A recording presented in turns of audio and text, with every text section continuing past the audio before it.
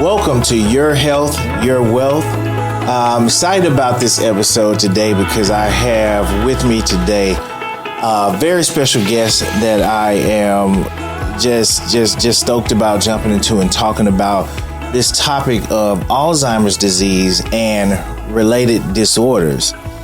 Now, just to level set us all, when we use the term dementia, this is a very broad term, and this includes Alzheimer's disease, but it also includes other cognitive disorders like Parkinson's dementia, Lewy body dementia, frontal temporal dementia, and so forth.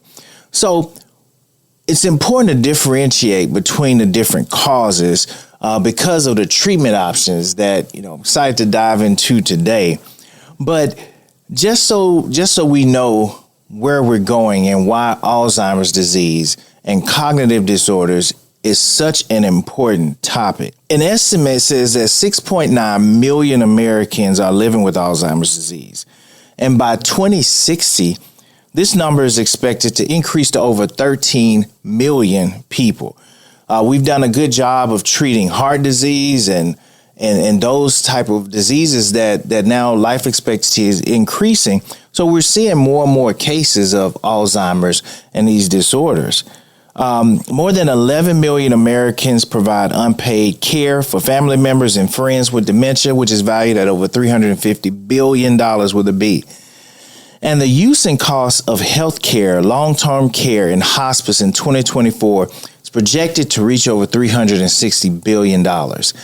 So that's why I'm excited today to talk with my guest, Dr. Schultz, about Alzheimer's disease and these new and emerging treatments.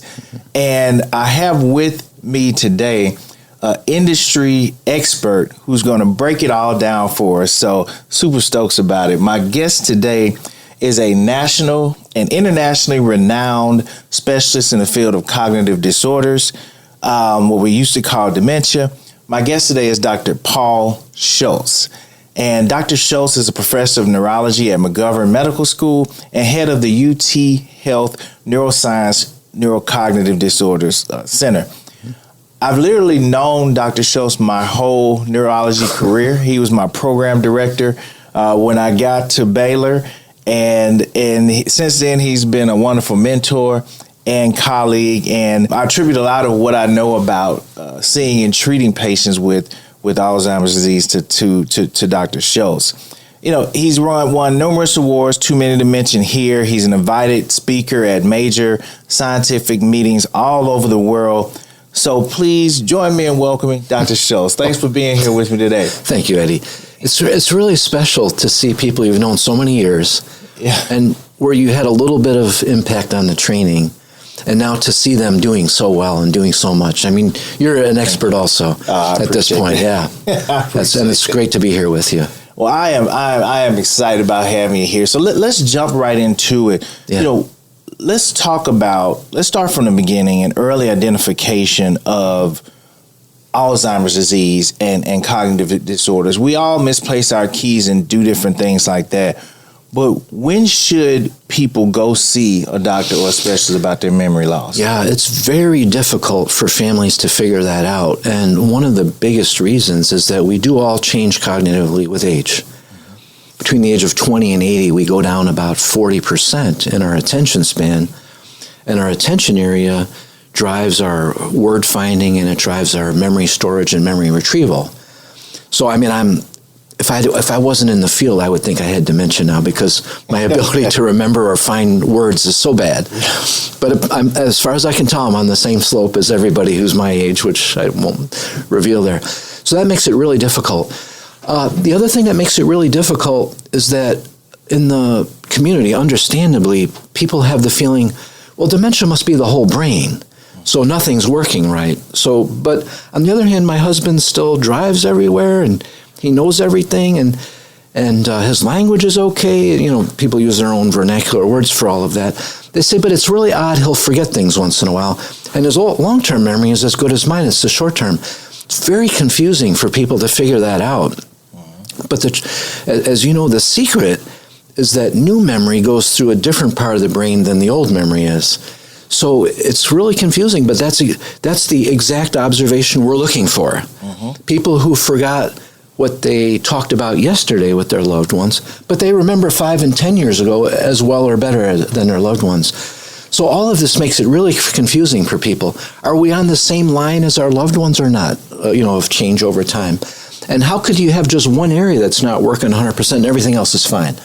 I think those are the biggest things that delay coming in. And as you know, the really big message, I think, in dementia right now is that we have stuff that's having a significant impact, but it's very early. Yeah. So when your husband forgets the conversation yesterday, but is doing everything else fine, that's when we want to see you. Absolutely. And that to your point, I remember years ago in training and it was kind of like, okay, at things at a certain point we would just watch and wait. But when we start talking about these treatments, I think it's very important for people to realize and recognize that you shouldn't wait.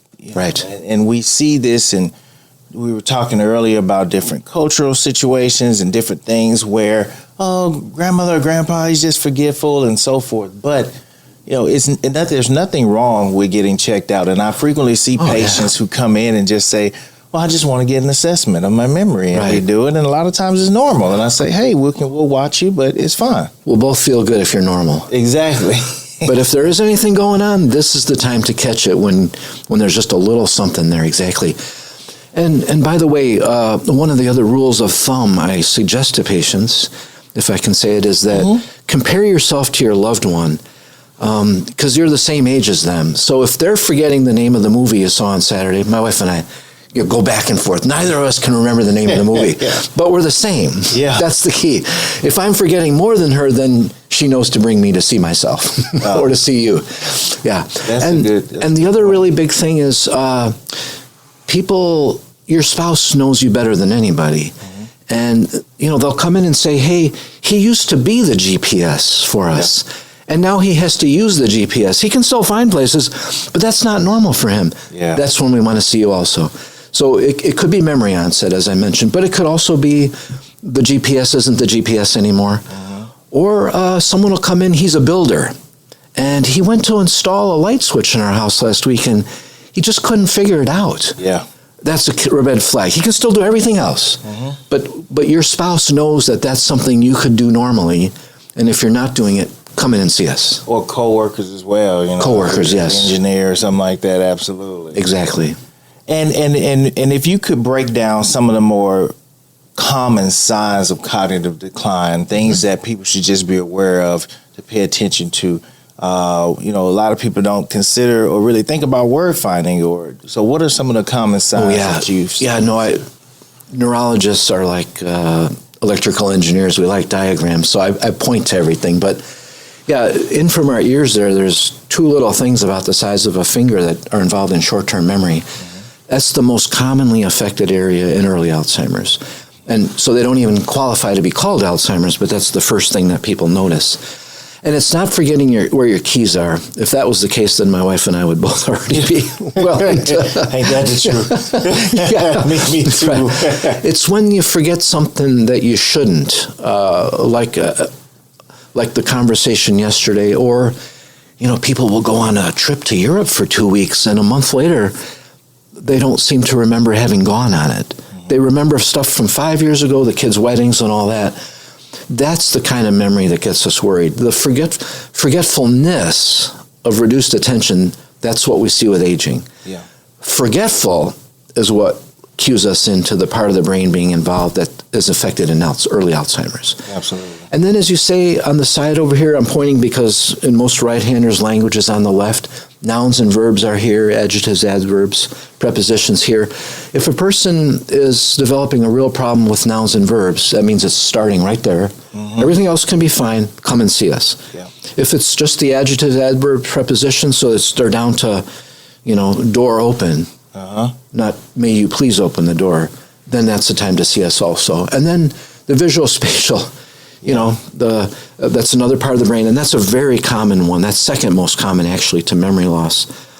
So coming up to the corner and not being sure if they should go right or left to go home, that would be a very common presenting symptom. Getting lost while driving, absolutely. Now, I started off by talking about this term of dementia, and it's a term I don't really like to use a lot. It's because it's so broad and people don't really understand. But cognitive abnormalities is a whole family of things. And I've seen patients who have been misdiagnosed for years. Yeah. And some have come in with reversible causes like normal pressure hydrocephalus, and they've been misdiagnosed with Alzheimer's for 5+ years. It was something that's potentially treatable. So why is it important to really dig in, and do those studies to really figure out what type of dementia, and I'm putting that in quotation marks, or cognitive abnormality someone has? Yeah, no, really good question. And as you say, number one, if you pick up normal pressure hydrocephalus, every month I pick up somebody with low B12. I mean, really low B12. That's actually causing their symptoms. Thyroid disease is very common. So all the reversible stuff you want to pick up, because that's a lost opportunity if we don't identify that. And secondly, if it turns out to be plaques developing in the brain causing Alzheimer's pathology, they don't qualify yet as having Alzheimer's disease, but they have Alzheimer's pathology, we want to detect that early, because we now have drugs that remove the plaques from the brain. We can have someone with plaques everywhere, and 6, 12, 18 months later, we do a repeat PET scan, and there's no plaques there. And that has a significant impact, as you know, on how people do. So yes, we want to see people early to rule out reversible stuff, and then also because that's when the Alzheimer's stuff is really working. And as far as the not only the treatment course, but how people do it is different between some of these conditions like frontotemporal dementia. Totally different, yes. And there's all kinds of other reasons to catch dementia generally early, like FTD. People generally, like 90% when you do studies of it, want to know what's going on, even if it's one of the dementias we haven't yet figured out how to treat, because they can plan their life. Okay, that's going to happen, so I need to take care of that will now that I never took care of, or I need to take care of my medical power of attorney. I need to go visit the grandkids more. I need to go on that world trip. I need to do that now because, something's going to change down the road. So even knowledge is power for people. So that's another reason to figure out what's going on, even if it's an area where we don't yet have a major treatment for. Yeah, that's therapy. To put a name on it, to for some of these patients, just say, okay, we've diagnosed you. Yeah. And so what I'm hearing is an important point is, number one, it's important to go in and get evaluated, because as you mentioned, there are some things that are reversible, treatable, like B12 deficiency or not Lewy body, but normal pressure hydrocephalus. Yeah. And on top of that, even with Alzheimer's disease, we have newer treatments that the earlier that we can diagnose patients, we have treatments that we can treat them with. Exactly. All important reasons to see us. And as you say, education is critical. Education is power, knowledge is power. Yeah. So let's talk about specifically the diagnosis of Alzheimer's disease. When we first met, when I was straight out of internship and coming down, I reflect on those days and I think about, and I remember, you teach me this, is that, look, to definitively diagnose Alzheimer's disease is at autopsy. You could only say someone had probable or possible Alzheimer's disease. And then you just, treated them. We had, one medication that we would start initially, the Deficiency, and then later on as it advanced, you gave them Namenda. And that was pretty much it. And aside from that, you gave them some life-changing or lifestyle modifications, exercise, which, I've talked extensively about as far as exercise, diet changes. But now we have much stronger tools to be able to differentiate and to diagnose. And that's like serum biomarkers, imaging biomarkers. So tell me how this landscape has changed and what you've seen. Oh my God. 2011, June of 2011, that was the anchor point in my mind. Okay. Because that was the day that the FDA approved the first amyloid PET scan. Okay. That was a shocker. We had been using them as in trials, and so I had familiarity with them, and we knew they were valuable, but we weren't using them diagnostically as much as did they qualify for this trial. This was the first time in human history where we were able to say during life that someone has Alzheimer's pathology or Alzheimer's disease. So up till then, we would say, well, if you had the right clinical features and we ruled out this stuff, at autopsy, if we found frequent neuritic plaques, we would say that was Alzheimer's. The clinical was during life, the plaques postmortem, which was very late. Yeah. So now we had a tool that would see frequent neuritic plaques in a person like you and I. In fact, we even see it in people with no symptoms now. That was a shocker. And it turned out we went back then in the early 2010s and started imaging people that we had in trials all around the country. And it turned out in different studies between 12 and 30% of people in the Alzheimer's trials did not have plaques that we could see. Interesting. So, one of the things that I guess the message I'm going to get to here is that before then, probably a lot of trials were negative because there were a lot of people mixed in who didn't have Alzheimer's. Yeah. So that 2011 June was critical for now. Every trial after that, we know 100%. 99.5%, we know that they have Alzheimer's. If you have those plaques and the right features, it's really accurate, is another important message. In the other direction, if it's negative, that's really accurate too. And so if it's valuable to families to know one way or the other. And now the drugs that we have, the new ones that we'll mention, they're specifically to get rid of plaques from the brain. Yep. So obviously, you got to know for sure if someone's got plaques, because you don't want to give treatment to someone who doesn't have them. And you want to catch people early who do have the plaques. So the amyloid PET scans have been critical. And the second part of your question is blood biomarkers. That's a really complicated story, but a valuable one. And if I could say just a few words. Sure, absolutely. What's happening in the real world is that you go to your internist and you say, well, I'm having some memory problems. And he asks the wife about it, and she says, yeah, sure enough, Paul's a little forgetful. So what's he going to do about that? Well, he can't do a $6,000, $5,000 amyloid PET scan in everybody. Yeah. So what's happening is they're doing blood-based biomarkers out in the community, which is great. Mm-hmm. The amyloid in the brain and then another protein called tau in the brain leak into the blood, and some of the assays now are pretty darn good at detecting that. Absolutely. And so he can say, well, let's get this blood test, and if it's positive, I'll send you to see Dr. Patton, and he can work you up the rest of the way and give you the treatment for it. Mm-hmm. And now the challenge is that they're about 90% positive predictive value and 90% negative predictive value. What I mean by that is there are still some people who have early Alzheimer's that won't be detected. Mm-hmm. The majority will be, and that's good. So those people can come and see you and I. If the internist or you and your family have the strong feeling they really look like what I've read about with Alzheimer's or heard about or seen in this podcast, and they're progressing, go and see the neurologist then and get checked out. Those ones we still want to do amyloid PET scans on. But the good news is that the blood test has ruled out 90% of people that doesn't need any of that stuff. So we don't have to put them through the testing and the radiation and all that kind of stuff. So they've been a really good adjuvant to the early diagnosis of Alzheimer's. By that I mean the blood tests have been. Yeah. And it's also important to note that patients sometimes get frustrated because every time they come in, I'm doing an MMSE or a MOCA, but this is a memory issue. Yeah. So I could check your strength all day, but these tools that we use in clinic, like the mini mental status exam or the Montreal Cognitive Assessment Test, that's a way of really following how you're doing, how you're progressing the treatment, and so forth. The other thing that, as you know, that's kind of probably not common knowledge is that the amyloid plaques build up for 10 to 20 years before someone comes in with a symptom. Yeah.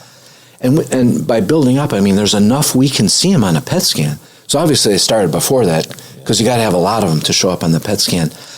So for the person in the community, you don't necessarily want to get an amyloid PET scan unless you're certain they have cognitive changes. Absolutely. So the threshold is cognitive change, and that's where the MMSE and the MOCA, which annoys people, is the gold standard. You got to have a change on that, and then if you have amyloid in the brain, you're perfect for treatment. But if you're 10 years early, we don't know yet whether this stuff helps or not, so we can't treat you at that time. Yeah. So it's annoying, but yes, you and I have to do those quizzes. Because if you get a 30 out of 30, well, whether there's amyloid or not, we're not going to do anything. And that brings me back to the whole thing about lifestyle change, exercise, and everything else, because the point that you made that if you look back, by the time someone has symptoms, the process has been going on for a number of years. Yeah. So if we have these conversations early with patients about risk factor modification, exercise, the types of things that you can do in your lifestyle to prevent cognitive loss, and hopefully we can see slowing the progression even before you get to this stage. Yeah, reduce the risk of getting it. And then if someone has MCI, early Alzheimer's, all of those lifestyle factors slow the progression. There's a lot of studies that we and others have done showing that lifestyle modifications are very valuable. In general, the studies have shown a 20 to 80% risk reduction. So most of us in the field say, well, looking at all of them, it's about 50% on average. That's huge. I mean, if we can delay or reduce someone's risk of getting Alzheimer's by 50%, that's an unbelievable number of people. I mean, you were quoting 7 million Americans now have Alzheimer's. If we reduce the risk of getting it, and then for those 7 million slow it just by lifestyle modifications, that's inexpensive and wonderful. Now, you and I know it's tough to get someone to start exercising. Oh, yeah. Trust me, I know that. It's tough to exercise ourselves, much less tell someone else, you really got to start doing this. Yeah. And then you got to take a statin. You got to take a blood pressure pill. No one likes that stuff. But all of those cardiovascular risk factors that people know about are also risk factors for Alzheimer's. So by lifestyle, we include taking care of other medical conditions, vascular risk factors, and physical and mental exercise, and the combination of all that significantly reduces the risk. And this population is usually older, Medicare age. Yeah. Have you noticed any economic issues with getting the testing that patients need and so forth? Yeah, no, honestly, putting politics aside, we're blessed with Medicare. Because if you're over 65 and have Medicare, they never argue with us about getting testing. They have criteria. So all I do is go online and say, yes, we've done the MRI and it was negative. Yes, we did the thyroid, we did the B12, we did a cognitive test and it looks like it. And then it says, okay, fine, go ahead and get the amyloid PET scan. The challenge is the non-Medicare coverage. The Advantage plans and private insurance will argue with us. We've pretty much gotten everybody through now. We've learned how to deal with that. But I tell patients if they have Medicare, you'll get this scan in a week and you'll get the treatment in the week after that. If they have different insurance, it'll be a month before you get the scan and 2 or 3 months of us arguing on the phone with your insurance company to get it covered. You will. Yeah. We will persist with you. We will be your advocate. But it's going to be a few months. Yeah. So there is resistance by non-Medicare providers, payers. And so now we've got these patients worked up. We've got them diagnosed. So let's talk about advancements in treatments. The past 3 years have been great, and I'm optimistic about the future. So, I mean, you've been in this arena for a long time, and so tell me. Give me your outlook as far as the landscape, and tell us about these new treatments for Alzheimer's. Oh my God! As you said, Eddie, I don't want to reveal my exact age, but I've been doing this for many decades. And honestly, it was really frustrating and depressing to tell someone they had MCI, because I knew 8 years from now, on average, that they were going to have progressed to the point where they didn't know the neurologist or their loved ones, And now the landscape is so different in clinic, and everybody I see has some form of dementia. So, you and I are used to seeing people progress. There's variability, but they progress at a certain rate. The whole clinic now has changed the rate. Wow. The whole clinic, everybody I see now is different than in the distant past, like more than 2 years ago. It's changed that incredibly in the last 2 years. Since lecanemab got approved 20 months ago, and donanemab got approved 8 months ago, the two of them are just doing I hate to say gangbusters, but that's what it is in the vernacular. Sure. They're having a dramatic effect. You know, it used to be that by the time I'd known a patient for a year, they would forget who I was. They would forget having been to clinic before. They wouldn't know why they were coming in for a study medication, and it was kind of tough you feel bad about talking someone into something if they don't know that they've got a disease and why they're there and why you're putting an IV in their arm. Yeah. Now it's totally different. Now I had a guy a few weeks ago, Dr. Schultz, come in here. Come in here. He was getting an infusion. I said, yeah, what's up, Mr. So-and-so? Sit down. I got to ask you a question. I sat down. Yeah, I've known him 4 years. Okay. So that's actually the point of the story. He says, how am I doing? I said, sir, I have never had a patient who knew who I was after 4 years. Exactly. I've never had one know why they were coming to clinic. Mm-hmm. I've never had one know the nurse because you see her once a month or once every other week. I said, you know, I realize that you have to look at it from your point of view, but from my point of view, this is a miracle. Absolutely. It's a miracle that you know all of this, and all you are is forgetful. Mm-hmm. The rest of everything you're doing fine. We kind of stopped you. Not everybody stops, I can't say that, but it slows them down. But in his case, he's one of the ones that 4 years later, he's still forgetful, but that's it. Yeah. And we really see by the change in the curve, for some people, it slows progression 20 or 30%. That's better than nothing. Mm-hmm. For other people who are earlier, we have plots showing 60% slowing. And then with both drugs, we have people who have been stable. It's not a high percentage, but we have people that have stayed stable for a long time. By that, I mean at least 1.5, 2.5, 3.5 years. So it's changed the landscape, and it's made my whole outlook better too, because I hate to see my patients progressing. Yeah. And getting forgetful and going through all the stages, and I hate to see the loved ones suffering as they can see their spouse or their dad changing every month a bit, and they can see the brain getting smaller in the real world. And now it happens. Sometimes we have bad luck, but for the ones we catch early, you can tell that it's slowing things down a lot. And the next step is that we still have at UT there, we still have more than a dozen treatment trials. Oh, wow. So we're looking to say, okay, this is great. We got something that slows things down, but we want to stop this thing sometime. I don't know if it'll be my lifetime or not. I hope to God it is, but we'll see. But we're doing other things that we anticipate adding to donanemab and lecanemab. And so in other words, those are both anti-amyloid, but we also, tau is a big part of the disease. Mm-hmm. So we have 4 trials looking at getting rid of tau to see if that helps and adds to it. And then the next step is called inflammation. That's how the cells in the brain are actually killed by the disease going on. That's how we lose them. And we have 4 trials going on that are anti-inflammatory.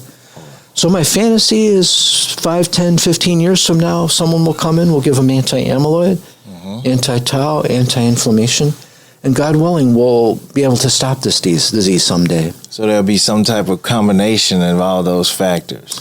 Yeah, it's just like you take it for granted with cancer. You get one drug, and then there's often a second and a third one, if needed. Or for blood pressure, some people respond to one med, some take 2 or 3. Yeah. It depends on, you individualize it depending on what you see with them.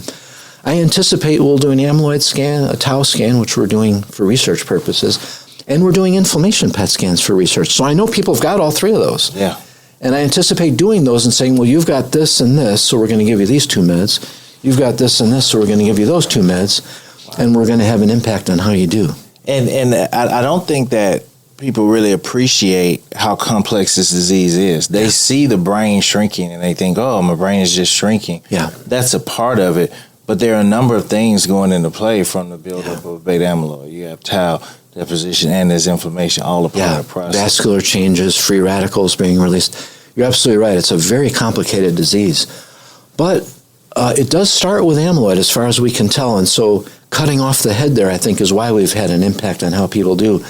But once that's been there a while, all of those other steps are set in motion. Mm-hmm. And so the challenge for us is to identify people early enough to keep them from really getting set in motion, so to speak. Mm-hmm. And I think that's going to be the answer to preventing the disease. Or they've been set in motion at a low level, and we're going to nip it in the bud for them too. Okay. We'll give you the anti-amyloid, but we'll also give you the anti-tau or the anti-inflammation or the one that protects the vascular system, or the one that gets rid of the oxidant products that are lethal to neurons also. So we have this patient, we've identified them as a candidate, we've got them going. These medications do have potential side effects. So how do you counsel about those side effects and what people need to look out for? Yeah, as you know, Eddie, it takes about 45 minutes just to do the skeleton of side effects, and then I give a handout, and then we often have to have another conversation. It's complicated, but there's basically 3 side effects I tell people about, and it's important to know that we've been seeing them in studies of these medicines, but also the 20 anti-amyloid antibodies we had before that didn't turn out, but we learned about the side effects. So the point I'm getting at is that we've now learned to watch for those 3. We've learned to also detect them oftentimes before the person has the symptom. And that has been the real secret to preventing long-term consequences for patients. So the 3 of them, if I could say, one is, like when you get a blood transfusion, if it doesn't match you exactly, you get a mild allergic response. Same with these guys. We're giving people antibodies against amyloid plaques, and about 9 to 25%, depending on the drug, of people will have their immune system recognize the antibody as not being made by them. Yeah. We call that an infusion reaction, and that occurs right away when we give the drug. It's not life-threatening or anything, except maybe a fraction of a percent can have anaphylaxis, but I've never seen that, thank God. But a lot of people, they'll be sitting there and they feel like they got the mild flu. I'm getting a little headache, get a little chills. We just give them acetaminophen, diphenhydramine, which is Benadryl, and that usually takes care of it. Sometimes a shot of steroids. So infusion reactions, very common, very easy to manage. We have EpiPens in case, God forbid, someone ever actually has anaphylaxis. Any medicine can have anaphylaxis. It's not specific to these. But I've never had to use one after 20 years of antibodies. That's the first one. That's why you're giving it. And then 2 to 4 weeks later, there's 2 things that can go on in the brain. One is swelling and one is microhemorrhages. They sound terrible. And of course, we take them very seriously, but we've learned to prevent them through 10 different things we do. Don't worry, I won't name all 10 of them and put you to sleep. But we've learned to who to put on the drugs. So we have about a half a dozen things we do where we say, okay, you're in the 5% that really shouldn't get the drug because we don't want to put you at risk. And then while we're giving the treatments, we monitor people, and there's another 3 or 4 things that we pick up early and say, okay, we're going to stop the treatment either till this goes away, or there's enough of it that even when it goes away, we're not going to restart again. And the point is that by doing all of those 10 things, we've really made these drugs a lot safer. We do see the stuff. We take it seriously. We always look for it. We do lots of MRIs to pick up this stuff. Nowadays, though, 80% of the time we pick up the swelling or microhemorrhages, 80% of the time before there's a symptom. So it dramatically, and even in the 20% with symptoms, it's early. So we say, hey, you've got the swelling. We're just going to hold the infusions, and we'll do another MRI in a couple months. And if the swelling is gone, we'll start up again. And that's why patients have to be on these MRI protocols and get these images, particularly in that first, 4 to 6 months of treatment. Exactly. Almost all of the side effects are in the first 4 to 6 months, as you alluded to. Once we're past that, we don't have to worry so much. It's very rare. But that's when we see the side effects. So that's when we've learned to do all the imaging to pick them up again most of the time before someone has a symptom. Exactly. And you mentioned how much of an impact that these new anti-amyloid therapies are having on, and I don't want people to have so much fear that we're not treating the people, because like you and the patients that I have on treatment, I've seen pretty good benefits from using these treatments. Yeah, really good point. I mean, someone from the FDA said if aspirin was invented nowadays, it wouldn't be approved. Because it has side effects. People do have bleeds from it, ulcers, etc. Absolutely. Every medicine has side effects. The big thing, as you're alluding to, is to learn how to use the drug safely, as safe as possible, and to be very vigilant about looking for side effects, etc. But as long as you do that, 99.9% of my patients sail through. Most of the time to them, it's a surprise when I call and say, hey, you're having this inflammation I talked about. I can't be having that. I'm fine. Yes, that's why we're picking it up. That's why we did the MRI now. We picked it up. It's only small.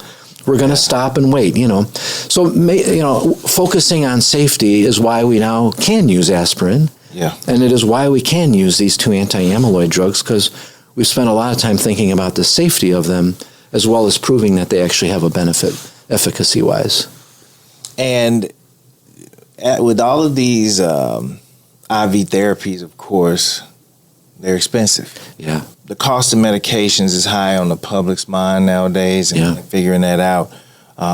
Are you seeing any issues with patients being able to get on these treatments? Any financial limitations? Yeah, that's a really important question, because it does no good to have a great drug if no one could afford it. They are expensive. I mean, they're not as expensive as a lot of chemotherapy agents. They're not as expensive as a lot of multiple sclerosis and myasthenia, but they are expensive. There's no doubt about that. Fortunately, if you have Medicare, for the most part, I don't see people paying much out of pocket. It depends on whatever your plan is, what your deductible is, and that kind of stuff. But we have not had anybody we couldn't get on the drugs. Again, with Medicare, it's pretty straightforward because there's criteria and you go for that. It's the other plans that are more challenging. But there are, I would say the biggest access problem, financial is a big consideration, but I would say the biggest access problem is knowing about it. Okay. And the majority of Houstonians, especially from underrepresented groups, are not hearing about it. So they don't know to call you and I and say, I insist on being seen and getting on these new meds. Yeah. That's and there's also cultural factors. I mean, 40% of Houston is Hispanic and 12% African American. There's cultural beliefs in those communities that we have to address. And get their buy-in on that. Sometimes I have to talk to their minister. Yep. They trust the minister more than me, which they should. Yeah. He has divine intervention. I don't. I just use God's gifts. Absolutely. So those are all things that are real challenges. I was, just yesterday, one of my medical students was collating how many Anglos, Hispanics, African Americans are coming to our clinic versus the community, and the underrepresented are not as well represented, pretty well. We do a lot of outreach, but it turned out the males were way underrepresented in the underrepresented communities. Yeah. So it's as though the men are saying, I'll bring you into the doctor, the wife, but they're saying, no way am I going in there. That's really critical, because if you don't get on these meds early, that's a lost opportunity. Absolutely. I feel terrible when I see someone who has progressed to the point, well, now I can't help. So getting African American and Hispanic men in to see us, along with their wives, is really critical for access. Yeah. And if they're over 65, sometimes we help them apply for Medicare. Yeah, you got to get on this, and then we can give it to you, It's a little delay, but we'll get you on it and get going. So people should not be afraid to go in and seek help about this, because the limitations around costs and so forth, as you mentioned, we can work around that. We're working with insurance companies, working with Medicare to make sure that the people who need and who would be approved for these medications get on. Yeah, the big message is that I did this calculation earlier this week. 99.998% of people who should be on the drug in Texas are not on it. Wow. So, we've got a couple thousand people now on these meds out of the 250,000 Texans who are early enough in Alzheimer's to qualify for it. Yeah. And if you look at the United States as a whole, like you said, there's 7 million people with Alzheimer's, maybe 4 million are early enough to qualify. And I think for lecanemab, there's 12,000 people in the world on it. Oh, wow. It's a fraction of a percent. It's a fraction of a percent, yeah. And for Kisunla, which was approved later, it's even lower than that. Yeah, so the biggest barrier is getting people in. Yeah. And if you come in and we decide with you that turns out you're okay, it's just normal age-related changes, Dr. Patton and you will celebrate. Say, hey, you're good. You don't need this. See you back in 6 months to a year. Yeah. But if you need it, we want to catch you early, because that's when it works. Yeah. So, again, you've been in this field. We've got the new medications. What are you optimistic about the future when it comes to treatment of Alzheimer's and related disorders? Yeah, I'm actually particularly optimistic down the road for two reasons. One is we are doing other trials in people with early Alzheimer's. But honestly, and I hope they all come out positive, of course, but the real secret, I believe, or the way we're going to prevent this disease is that we do have that 10 to 20 year period where people have plaques we can see in the brain. Mm-hmm. And the question is, if we start giving them anti-plaque treatment before they have a symptom, does that do even better at reducing the risk of the disease or delaying the onset? And that's where I'm putting a lot of my hope right now. My group has 4 trials of people with no symptoms. Oh, wow. So we have hundreds of people coming to clinic with no symptoms that are getting the same treatment as the people in the next chairs who have symptoms. And we're praying to God that when the blind is broken after a while, that we have an outcome that says, again, because there's a whole set of things set in motion by the amyloid, when someone has symptoms, we're really over 20 years into the disease. Yeah. And so the thought is if we catch them at 10 years and get rid of the amyloid, maybe the downstream stuff never gets set in motion. Wow, so that is pretty exciting, that if we can catch these pre-symptomatic patients, meaning maybe they have those genetic predispositions and they're starting to build up amyloid. That still doesn't mean that they're going to develop Alzheimer's, but they may have a higher chance. Exactly. But can we do something now to curb those numbers that by 2060 and along the line, we're starting to see less cases? That's exactly my fantasy. Right now, what happens as a practical matter is, I'm sitting there talking to a woman or a man who has early Alzheimer's. They're 75, 80 years old. And the kids are sitting with them, and they're 55, 60, and I tell them, well, you've got this gene that was a risk factor, and it's probably why you're coming here now with the disease.